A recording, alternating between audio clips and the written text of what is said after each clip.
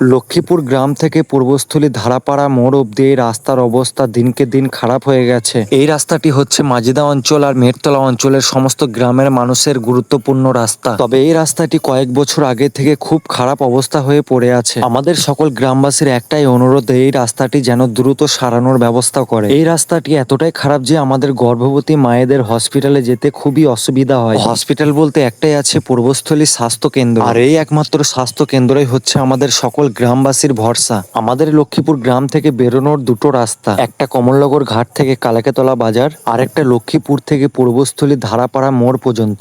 এই দুটো রাস্তার এতটাই খারাপ অবস্থা যে আমরা না যেতে পারি হসপিটালে আর না যেতে পারি লক্ষ্মীপুর স্টেশনে। তবে বর্তমান আমাদের পূর্বস্থলী উত্তর বিধানসভার এমএলএর কাছে একটাই অনুরোধ যে এই দুটো রাস্তা যেন দ্রুত সংস্কার হয়। এখন এই দুটো রাস্তা দিয়ে যাই হোক মোটামুটি চলাফেরা হচ্ছে, কিন্তু আর কিছুদিন পরেই হচ্ছে বর্ষা, আর এই বর্ষার জল এই রাস্তায় জমে যায়। তোমরা অনেকেই হয়তো দেখতে পাচ্ছ, দুদিন আগে বৃষ্টি হয়েছিল আর সেই বৃষ্টির জল এখন রাস্তায় জমে গেছে। তোমাদের কাছে একটাই অনুরোধ, এই ভিডিওটা যেন প্রচুর পরিমাণে শেয়ার করো, যেন এই ভিডিওটা কোনো সরকারি আধিকারিকের কাছে পৌঁছে যায়।